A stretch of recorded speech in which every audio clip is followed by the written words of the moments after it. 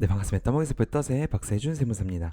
자, 지금 연금인데요. 요건 아마 이 연금 편은 아마 요거 보통 이제 세무사 사무실에서 시험 신고하시는 실무자들이 들으실 것으로 예상이 됩니다. 어쨌든 그래서 신고에 필요한 것만 좀 볼게요. 연금이 되게 어렵습니다. 소득세 중에서 제일 복잡해요. 복잡해. 심지어 올해 24년도에 또 개정이 됐죠. 예. 그래서 신고에 필요한 것들만 좀 할 거기 때문에 이것만 좀 알고 계셔도 여러분들 신고에 도움이 많이 될 거예요. 자, 이제 연금 봅시다. 연금액은 이제 비과세 빼고요. 연금소득 공제를 해줍니다. 이 연금소득 공제 한도가 900만 원까지여서 전산에서 다 반영이 되는 거고, 이렇게 공제액이 있다라는 것만 체크하고 넘어갑시다. 사업소득이랑 다르죠. 이제까지 사업소득 했어요. 넘어가요. 실제 필요금이 인정하는 것이 아니다라는 거고, 이제 연금에는 이제 공적이랑 사적이 있습니다. 공적은 여러분 이제 강제죠. 반드시 가입해야 되는 것들을 공적이라고 하고, 사적이 어렵지. 사적 다 오늘 같이 깔끔하게 정리할 거예요. 자, 그래서 보면 공적은 일단은 여러분 일단 줄 때 국민연금이라고 봅시다. 먼저 일단 떼죠. 일부 뗍니다. 연금소득 간이세표 뭐랑 비슷하냐면 근로소득이랑 비슷하죠. 그래서 근로소득은 제가 여기 이 강좌에서 올려드리지 않는다고 해서 왜요? 연말정산에서 지금 올렸기 때문에 연말정산 시리즈에서 제가 올려드린 게 있습니다. 그거 참고하시면 되고요. 자, 그래서 근로소득 같은 경우는 2월에 이렇게 연말정산을 하지만 연금소득은 1월에 합니다. 그래서 근로소득이 비슷해요. 그래서 뭐가 중요하죠? 일단 연말정산을 했구나. 이 개념은 있어야지. 뭐가 공적이에요, 여러분. 공적연금은 됐어요. 자, 그래서 이렇게 납입 단계부터 볼게요. 젊었을 때 이렇게 납입을 하겠죠. 공제 여부 보고 과세 여부를 봐야 되는데, 공제가 됐어. 그럼 나중에 나이 들어서 받을 때 과세가 되는 겁니다. 공제가 안 됐으면 과세가 안 되는 거야. 됐죠? 지금 다 공제가 되죠. 지금은 현재. 그래서 이제 공적 같은 경우에는 소득공제에서 되는 거고요. 그리고 사적, 바로 이제 다음 뒤에서 공부할 사적은 이제 연금계좌 세액공제라고 해서 이것도 이제 한도를 작년부터 대폭 늘려줬죠. 제가 이것도 세액공제는 다 제가 연말정산에서 올려드렸어요. 그거 참고하시면 되고, 자, 직장가입자 50%, 50%, 100% 어쨌든 요거 우리가 연금이라고 보면 4대보험 내잖아요. 요거 말하는 겁니다. 요거.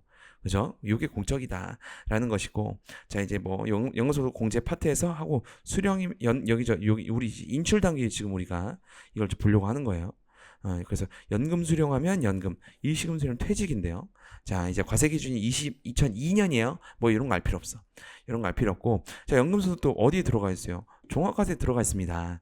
종합과세 들어가 있어요. 퇴직 여기 있죠? 이거 볼게요. 연금 보면 국민연금이요. 그리고 여기에 총연금을 받았어. 그럼 연금 제외분이 있대요. 2001년 전 거는 제외된다고 돼 있잖아. 그래서 왜 2002년부터 소득공제가 됐어요. 2002년 전에는 소득공제가 안 됐습니다. 그러니까 과세를 하면 안 되지. 소득공제가 된 2002년부터야. 그래서 2002년 2002년 때나 중학교 2002년 월드컵 때 엄청 오래된 거죠. 어쨌든 그 금액이에요. 그래서 총연금이 요걸로 봐야죠. 근데 요게 다 들어가는 게 아니고 뭘 해줘요? 앞에서 공부한 공제를 해준다고. 그래서 우리가 요번에 종합소득세 합산신고에서 봐야 될 금액은 뭐예요? 요건 거예요. 요거 됐어요? 그리고 연말정산 한 건데 우린 요건 합산신고는 해야지. 지금 우리가 종소세 때 지금 이 사람 걸 보는 이유 뭐예요? 합산신고 해야 되니까 보는 거잖아. 그쵸? 오케이. 자, 그래서 이렇게 연금 넣어야 되는 겁니다. 자, 그래서 이제 사적 봅시다. 사적은요, 이제 개인적으로 든 거야. 아까 앞에 국민연금 여러분 우리가 선택할 수 있어요? 선택할 수 없어요. 그래서 이거 개인은 이 사적연금 같은 경우는 이렇게 은행 가서 아니면 금융기관 가서 이렇게 연금저축계좌나 퇴직연금 계좌를 이렇게 드는 겁니다. 그죠? 이거 드시는 분들도 많잖아. 되는 건데 여기서 이제 사적연금이 어려운 거야. 심지어 24년도에 개정이 됐죠. 얼마로? 지금 요번 처음 신고할 때입니다. 1,500만 원으로 개정이 됐어요. 그리고 또 하나 뭐예요? 또 종합과세인데 오늘 다 해야 돼 이거. 종합과세인데 분리과세를 선택할 수가 있게 또 2년 전에 개정이 됐죠. 봅시다. 이렇게 되는데 납입 단계에서 일단 보면 연금계좌 세액공제 해준다고 했어. 아까 공적연금은 뭐 해줬어요? 소득공제 해줬죠. 그죠? 요거는 연금계좌 세액공제판에 있습니다. 자, 그래서 이렇게 아까 바꾸요. 요거는 세액공제 된다라는 거고 600% 300이어서 여기 한도 900까지 되잖아. 그죠? 12% 15%까지 됩니다. 그죠? 소득에 따라서. 그렇기 때문에 이건 뭐 세액공제를 해준 거기 때문에 12% 15%죠. 이건 소득에 따라 달라요. 어쨌든 제가 다 올려드렸고 퇴직금도 있어. 퇴직금도 퇴직연금계좌에 넣을 수 있죠. 과세 이연해 줍니다. 소득세를 왜 퇴직금 받으면 퇴직소득세를 이때 내야죠. 그리고 원천징수 돼서 따로 분류과세로 끝난다고. 근데 그것도 어떻게 돼? 여기 퇴직연금계좌에 넣어주면 이렇게 돼서 답이 다 있고 퇴직금 받을 때 원래는 퇴직금에 대한 세금도 내야 되지만 이 IRP 계좌에 넣으면 어떻게 해준다고 그랬어요? 맞아요. 그렇게 이렇게 돼가지고 볼게요. 이게 퇴직소득세가 이게 개정이 돼서 이만큼 내면 사실 이만큼 안 나옵니다 요즘. 어쨌든 옛날 자료인데 요건 바뀐 건 없어요. 이연 퇴직소득. 그래서 예를 들어 세금이 이렇게 나왔다고 봅시다. 나도 보면 이렇게 연금계좌 입금 내역을 이렇게 해서 지급명세서를 회사에서 제출을 한다고 퇴직금. 어쨌든 그러면 원래는 340만 원을 이때 떼야 되지만 떼지 않고 이 전액을 다 받는 거예요. 좋잖아. 그리고 나중에 해서 이연 퇴직소득으로 내는 겁니다.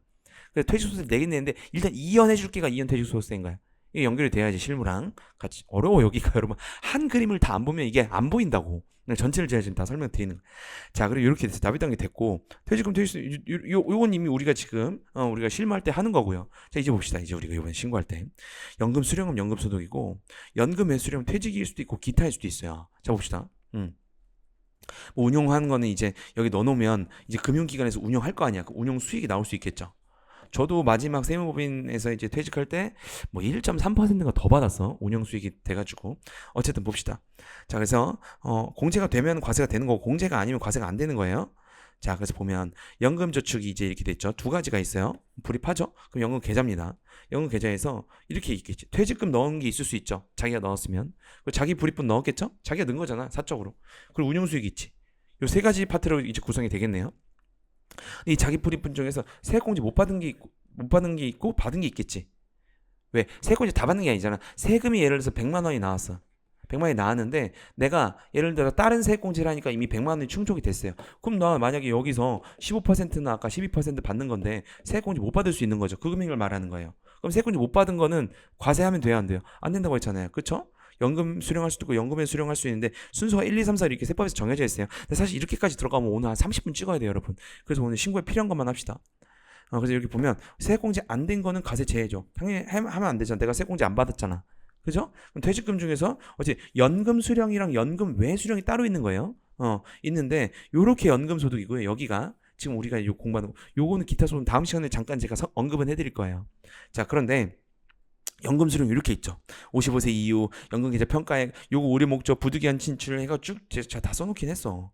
근데 요거 넘어갈게요. 연금 수령이랑 연금의 수령 나눠져서 나오니까 넘어갑시다.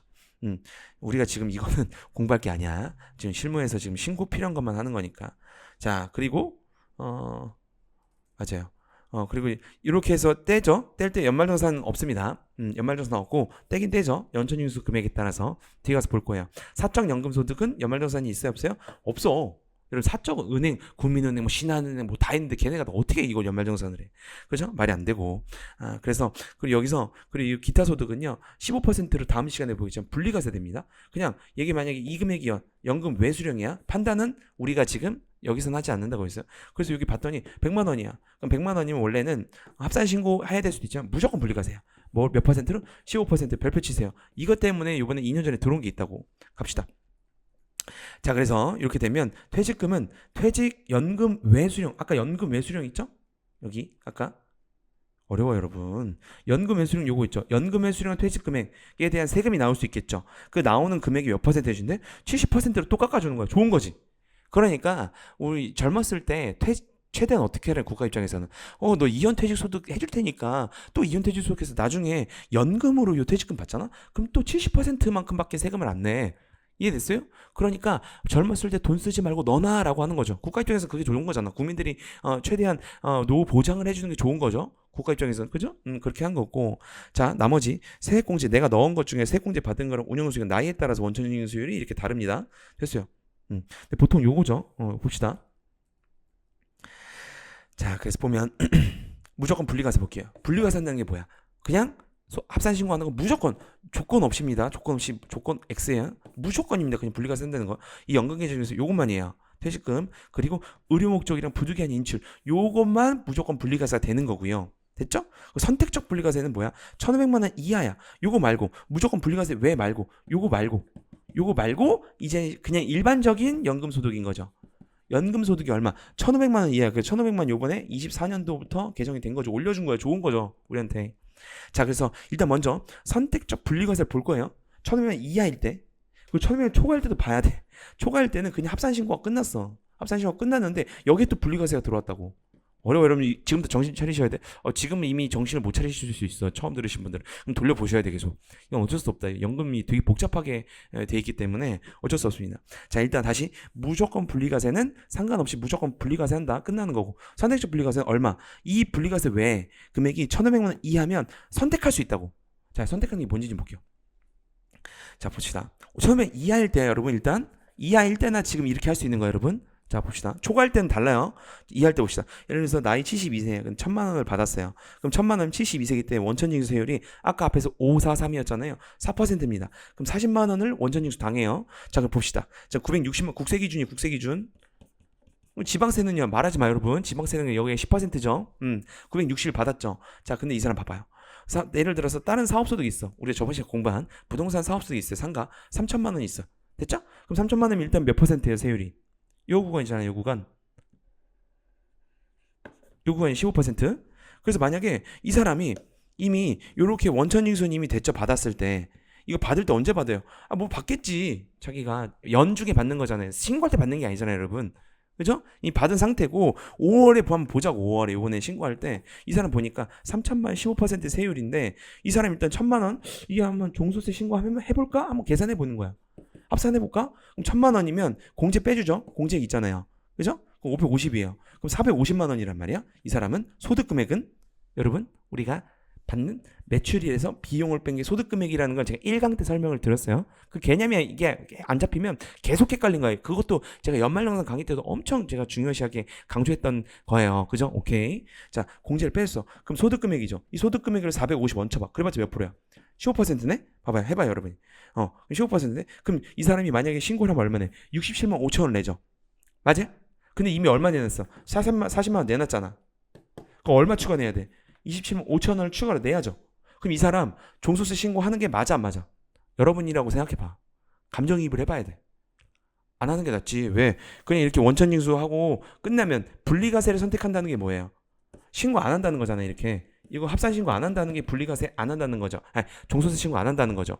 그럼 이렇게 원천징수로 과세가 종결된 걸 분리과세라고 했잖아요. 그럼 이렇게 40만 원만 내고 끝내면 되지. 뭘 합산 신고해? 그죠? 근데 뭐 마음대로 합니다. 담당자 마음대로. 그거 아주 잘못하는 거지. 그죠? 몰라. 처음에 이해는 그냥 합산하지 말자가 대부분이긴 한데 합산하는 사람도 있어. 모르겠군요. 합산해. 그럴 수 있어. 그런 분들도 있어. 아니지. 정확하게 판단을 해야지. 그죠? 뭐일 때? 처음에 이해할 때. 이 사람은 뭐예요? 더 내니까 뭘 합산 신고해? 합산 신고하지 마. 그냥 원천징수 당했죠. 이미 끝내. 그냥 합산 신고 안 하면 끝나는 거지. 뭐일 때만. 1,500만 이해할 때면 그걸 선택하게 해줬다고요. 요게 이해가 안 되면 다음 시간 기타 소득에서 한 번 더 할 거니까 한번 따라 보세요. 됐죠? 원래는 이게 끝났어. 그죠? 그래서 원천징수로 끝난다. 합산신고하지 않으면 되는 거지. 합산신고 안 한다는 것 자체가 분리과세를 자기가 선택했다는 겁니다. 따라오셨어요? 어려운 부분이야, 여러분. 자, 이렇게 끝났어. 근데 만약에 1,500만 초과야. 이러면 어쩔 거야? 그럼 어떻게? 그럼 합산신고 끝? 이랬었어. 근데 갑자기 이게 생겼다고. 합산 기준이어서 뭐예요? 사전연금세는 1,500만 초과야? 그럼 뭐예요? 무조건 합산신고 했었어야 돼. 종합소득 합산신고 해야 됩니다. 라고 했는데 세법이 개정됐죠. 뭐 때문에 개정됐냐면 요거예요. 분리과세 15%도 선택 가능. 이건 지금 앞에 있는 1,500만 원 이하랑 다른 거예요. 1,500만 원 초과일 때 말하는 거야 지금. 1,500만 이하는 아까 말씀드렸죠. 사례로. 그걸로 끝나는 거고 1,500만 됐어. 초과야. 그럼 무조건 원래 무조건 합산신고였다고. 근데 갑자기 분리과세 15% 선택 가능이 무슨 말이냐면 이거야. 아까 앞에서 우리가 연금 수령, 연금의 수령은 아직 공부는 안 했습니다. 여기선. 하지만 연금 외로 했을 때는 기타 소득을 해서 10% 분리과세를 이거 무조건이에요. 다음 시간에 제가 설명드릴 거예요. 그러면 얘는 지금 무조건으로 15%를 하는데 연금은 무조건 합산신고하면 과세 형편에 문제가 생길 수 있다고. 그래서 어떻게? 너가 만약에 15% 선택하면 요걸로 옆에 오른쪽에 있는 것처럼 같이 해줄게라는 거예요. 이해가요? 그래서 이거 봐봐요. 신고서 봅시다. 맨 끝에 보면 분리과세 소득 결정세액 있죠. 이거 우리가 주택 임대사업 소득에서 봤던 거예요. 이거 봤죠? 거기서 설명드렸죠. 이거 오른쪽 봐봐. 34번. 연금소득 있어. 이 연금세액 그거야. 사전연금소득. 총수익금액 예를 들어서 내가 1,500원 넘어서 2천만 원을 받았는데 한번 보자고. 넣어봐. 15%를. 그럼 얼마 나와? 300만 원 나오죠. 근데 이 2천만 원을 연금소득 공제해가지고 합산신고하면 그거랑 비교해서 작은 걸 내라는 거야. 그럼 분리과세 뭐야? 너가 만약 이게 더 적게 나와. 이게. 그럼 요거를 따로 계산해서 뭐처럼 주택 임대 사업 소득처럼 따로 계산해서 이것만 따로 계산하라는 거지. 뭐 15%로. 왜? 아까 앞에서 봤던 것처럼 뭐예요? 기타 소득 같은 경우에 뭐라고요? 요게 분리과세 해주니까 과세형평 때문에 새로 생긴 겁니다. 됐어요? 그러니까 1,500만 원 이하일 때랑 1,500만 원 초과일 때를 다 구분해서 다 우리가 100% 이해가 돼야 정확하게 신고가 되는 거야. 어렵죠? 오케이, 잘 돌려봐. 이거 지금 세무사들도 모른다고. 세무사들도 이거 많이 본단 말이야. 물어본다고 나한테. 그죠? 그래서 잘 돌려보세요. 여러분만 어려운 게 아니야, 여러분. 여기까지 하겠습니다. 떠먹여서 뼈떠세 박세준 세무사였습니다. 감사합니다.